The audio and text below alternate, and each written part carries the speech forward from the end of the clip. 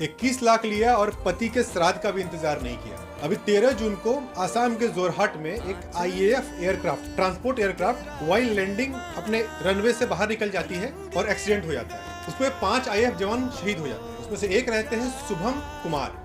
शुभम कुमार बिहार के जहानाबाद में एक गांव है बेवरिया, वहीं के रहने वाले हैं और उनके पिताजी एक फार्मर हैं। मतलब खेती के पैसे से उन्होंने अपने बच्चे को पढ़ाया। कभी कभी ऊपर वाले पे बड़ा गुस्सा आता है कि आप इतने निर्दयी कैसे हो सकते हैं, एक फार्मर का बच्चा आप छीन ले रहे हो। शुभम कुमार की शादी ठीक हुई थी श्रेया राय से। शादी 2027 के होली के बाद होने वाली थी, क्योंकि इस साल उनके घर में उनकी दादी की मौत हुई थी। और हिंदू धर्म में ऐसा होता है कि जब घर में कोई मर जाता है, अनहोनी हो जाता है, तो उस साल कोई खुशी की चीज नहीं करनी चाहिए। समझ जलने के बाद, होलिका जलने के बाद, होली के बाद साल चेंज हो जाता है, तो फिर आप शादी ब्याह कर सकते हैं। बट शुभम कुमार और श्रेया राय पहले ही जाके कोर्ट मैरिज कर चुके थे।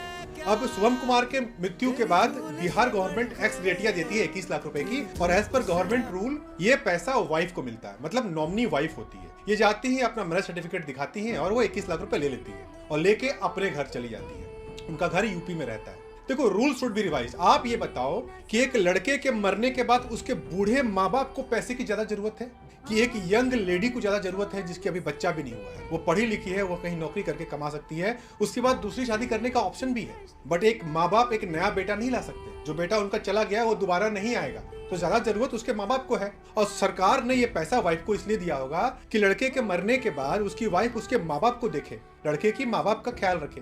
बट वो तो पैसा लेके भाग गई, श्राद्ध तक का भी इंतजार नहीं किया। So these government rules should be revised. मेरा एक रिक्वेस्ट है डिफेंस मिनिस्टर से, बिहार गवर्नमेंट से, कि ये श्रेया राय है ना, उसके खिलाफ स्ट्रिक्ट एक्शन लिया जाए और जो 21 लाख रुपए मिला है उनके माता पिता को दिया जाए। आप इस बात से कितना एग्री करते हो, कमेंट बॉक्स में बताओ।